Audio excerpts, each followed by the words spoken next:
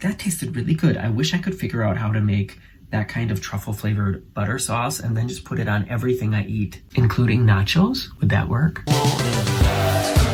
Hey, I'm Morgan from the very unofficial travel guides. In December 2019, after years of running this channel as a hobby, I decided to take a huge leap of faith and gave up my 9-to-5 to spend a year traveling full-time for YouTube. Then Corona hit. Bummer. Now, as the end of 2020 rolls in, I'm trying to catch up on my travel dream and take advantage of as many opportunities as I can from my home base here in Northern Europe. If you like cruise ships, theme parks, food, and hotels with totally unacceptable bathroom doors, you're in the right place. Subscribe if you're new and enjoy the adventures.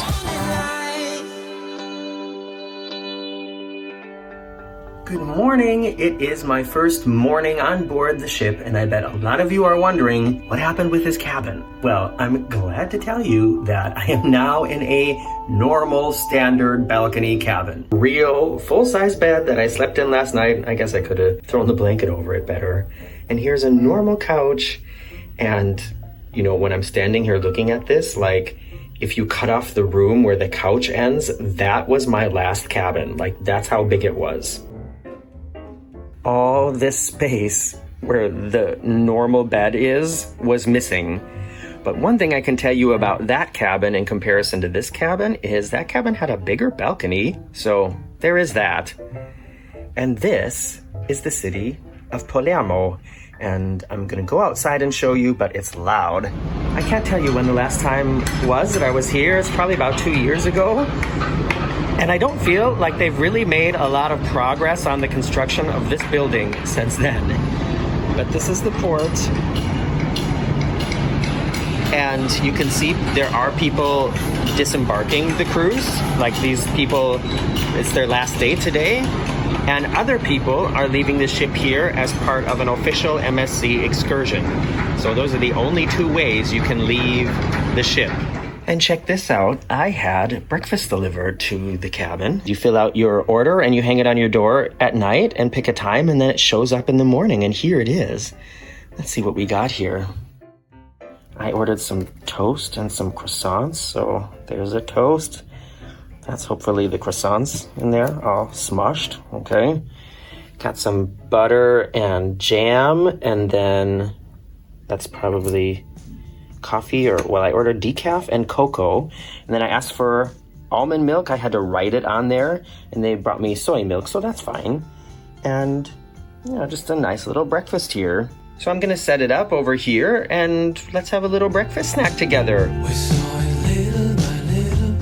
What about common sense? And now we're stuck in the middle, so we climb the fence.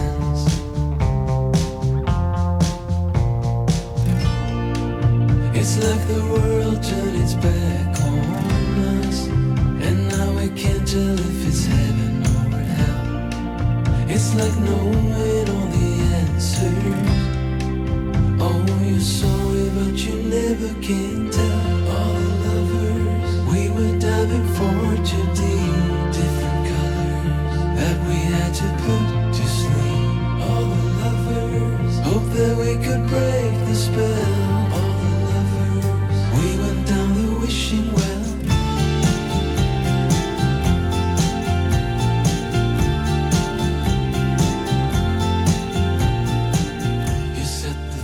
Alright everybody, press thumbs up on this video if you think every cruise ship needs to have a quiet sun deck area. I have been walking all over this entire ship, and there are so many outside areas for laying in the sun, you know, attached to bars, attached to pools, attached to hot tubs and stuff like that. And everywhere they are playing loud party music. And I know this probably makes me sound old, but I just think that there needs to be at least one sun deck on the ship that is quiet with no music.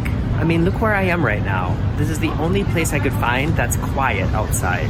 I think I'm on deck 16 or 17 maybe, and this is the back of the ship. That's where the small pool is and where my old micro cabin was. And this is just like, I'm trying to move slowly to not make you seasick, but there's like this little passageway on the side, and I guess there's one deck down here too. But I mean, it's not like I'm gonna hang out here, you know what I mean? And it's not like I'm gonna hang out there.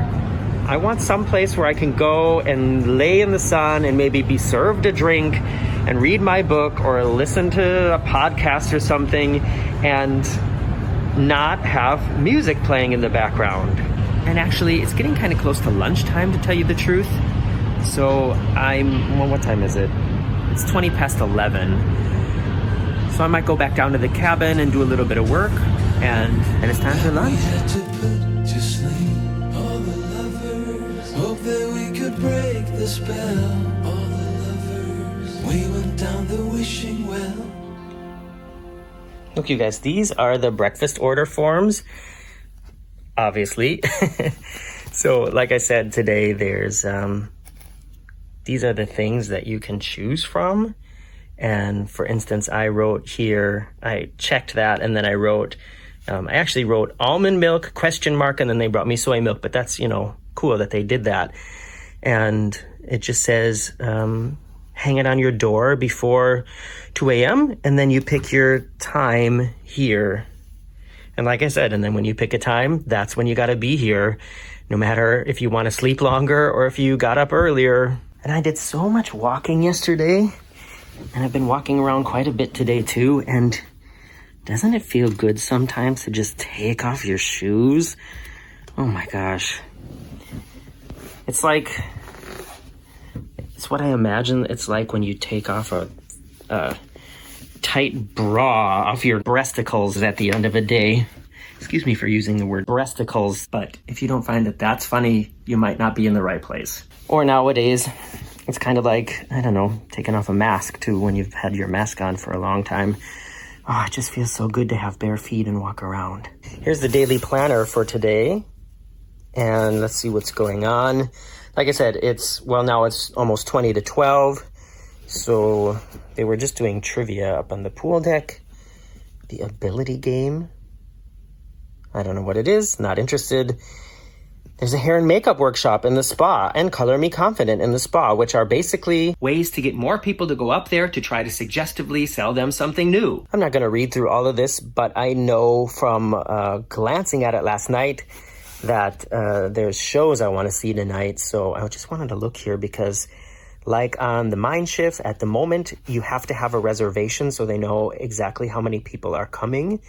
So there's a show at 8 o'clock called Rocket in the Big Theater. The Dome show, that's like the light and projection show in that big promenade. Then there's Who's Who, which is a Beatles, Who, Rolling Stones cover band in the Carousel Lounge, which is actually the Cirque du Soleil Theater, but they're not on board at the moment. And Rocket is again at 10, and then Who's Who again at 10:45. So maybe... this is going to make me sound old again, but I think if I want to stay up until 10:45, I'm definitely going to need a nap this afternoon. Oh my gosh. When does that happen? When does that shift come from that, you can stay up all night and party and drink until like 4 o'clock in the morning and then wake up and go to work and be a productive person to, ooh, if I want to stay up until 10:45, I better take a nap. I don't know exactly when it happens, but it's someplace in the past. It's back there someplace in my life because now I'm here. And actually, I'm just realizing it's pretty quiet outside. I think the construction workers are on their lunch break, so maybe I'll just chill on the balcony for a while. Look what's happening here. Can somebody explain this to me? There's water in that thing, and they're letting it out now. Where did it come from? I don't understand. What's going on there?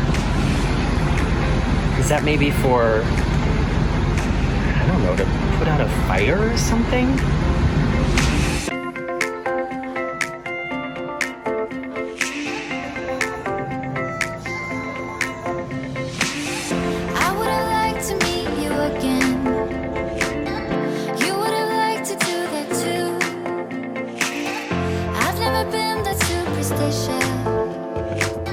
But I started thinking wanted to show you. This is the buffet here, and they've got it set up like a one-way street. So you start here, and then you go down the entire buffet until the end. There's no like stopping and starting in the middle.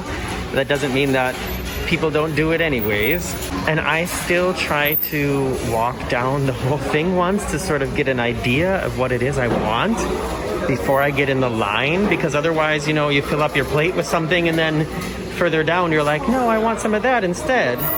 It has been my experience on MSC in the past that, especially if you eat vegetarian or vegan, that the food is not a reason to cruise with MSC. I went through the whole lunch buffet and this is what I came up with. I'm trying to cut down on cheese, but here's a piece of cheese pizza because there really wasn't much else in the form of vegetarian food unless you eat fish, which I don't. They did have a small do-it-yourself salad bar today where, you know, like you have to tell somebody what you want. So I have some mixed greens and corn and beets and what are those called again? Tomatoes. And there's like a tomato dressing. Then these are some fried rosemary potatoes and some garlic bread, and that's my lunch. There's no curry, there was no vegetarian pasta, there's no veggie burgers, there's, things that I've enjoyed eating on other cruise lines, not offered on MSC. At least I haven't seen it yet. Look at this ferry over here. I'm just noticing two things about it. One, it seems too short. You know, like, it seems like it should be about that much longer for the height. You know what I mean? Like, it seems too tall for as short as it is. Do you know what I mean? And the other thing is, doesn't it kind of have the same shape as that cliff back there? Isn't that wild? Wow. I just got back from some hot tub time and I have to tell you guys about something I witnessed. This ship has a lot of hot tubs. I think, at least 1, 2, 3, 4, 5, 6, 7, 8, probably 10 open to the general public, and I'm sure there's some in the fancy yacht club suites only area. And I realized today that a lot of people on the ship seem to go to lunch at 1 o'clock, because I was finishing lunch around 1 o'clock and I walked around the pool deck and just, did a little stroll, as I think a lot of people do on cruises after lunch. Do you do that? And then I realized that in the indoor, there's like an indoor-outdoor pool area with a retractable roof. Really cool. In the indoor pool, on the upper level, there were 2 hot tubs and it was empty. There was nobody there. There were no towels on any chairs. And I was like, jackpot. So I quickly skedaddled to my cabin. I just said skedaddled. Changed, grabbed my stuff, came up, and I had maybe, let's say, 10 minutes alone in a hot tub. Not anywhere close to the awesome private hot tub time I had on my last 2 cruises, but I'm not complaining. Then an older gentleman came and sat on the other side of the hot tub, and everything was cool. He was on that side, I was on this side. It's actually a really big hot tub, and I didn't feel like he was too close, and he stayed on his side, I stayed on mine, and it was fine. Then this young Italian couple showed up. I know they were Italian because of the conversation that they later had. If anybody's interested, I'm pretty sure the older gentleman was also Italian. Where they came from is not really relevant for the story. Anyways, so this young couple, I want to say probably like 26, 27, they got in, and I was like, okay, it's getting kind of full now. Not full during normal cruise times, but definitely full for Corona cruise times. But I thought, all right, I'll move over here, they're over there, the old guy's over here, and we're all good. We're at least, we're at least 1.5 meters apart, and then there's this bubbling water. It's all gonna be fine, and we've all been tested for Corona anyways. So all that was fine until she started picking at his face in the hot tub. She had really long nails, I want to say probably not real, and she started inspecting the surface of his face and like giving him a facial. Like with the tips of her nails, she was squishing out his blackheads, scratching on his pimples, and I was like, is this really the place to do that? And once again, I am in a way jealous of some people's ability to either completely ignore all surrounding situations or to give so little that you can sit in a hot tub in a public place with other people and let your girlfriend or wife, doesn't matter, pop your zits. I don't get it. I could never do it. There are several things about that just like seem wrong to me, and the level of the wrongness is so strong that I wouldn't do it. I wouldn't do it. I wouldn't be able to do it. I don't want to do it. So just a little public service announcement. If you've ever considered going into a hot tub to pop the zits on your husband's face, don't. As you can see, I didn't want to stay there. So now I'm back here in the cabin, which is fine. I was going to look at my watch, but it's this thing. I don't know what time it is. It's probably around 2:30, 3 o'clock. Oh, there's a personal assistant. I'll ask her. Okay, Zoe. What time is it? It is 14:39. 14:39. That means 2:39 in the afternoon. And I'm going to take a shower, and then it's probably nap time. Neither of which are going to make a good video. But you know what is? This. I am not the victim of this love affair. You can make me go away. I don't really care if it's good and fair. I just wanna love you, babe. You got me around your finger. Got me in a twisted state of love, but I refuse to see it. Yeah, you can turn me upside down, turn my heart inside out, but I can never give it up. Do it again, do it again. Sleep is for the dead and love is for the wicked. Play me till I repeat and fade. Yeah, you can turn me upside down. Do it again, just do it again. You are what I need, don't you understand? We were made to fall in love. Give me what I ask, let me hold your hand. Baby, you just have to know. You got me around your finger. Got me in a twisted state of love, but I refuse to see it. Yeah, you can turn me upside down.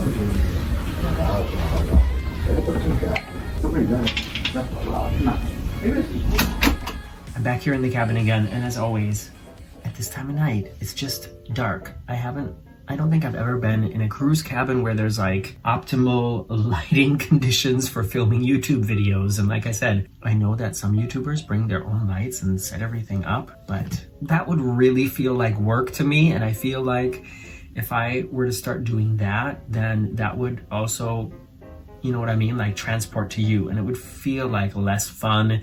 And that's definitely not what I want. I don't want it for me, and I don't want it for you. When I arrived at the main dining room, they scanned my card and they're like, oh, you haven't been assigned a restaurant yet. And then I figured that I had been, but it hadn't transferred. You know, I changed cabins, and so I think it just hadn't transferred to my new card maybe. And there were 1, 2, 3, 4, 5. There were 6 guys at like the maitre d' stand, you know, like the stand of the people who greet you when you walk in.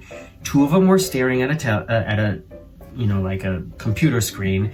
2 of them were listening to a telephone conversation and gesticulating and speaking in Italian, and 2 of them were talking to each other, and I was standing there and standing there and standing there and standing there, standing there, and finally one of them talked to me. Oh, are you waiting to be seated? And I thought, why else would I be standing here? But then, yeah, they gave me this. What did I do with it? Hold on. So this is my pass now, and every night when I want to go to the main dining room, I guess I just have to show this, and I'm assigned to the Purple Crab restaurant at 7 o'clock, table 289.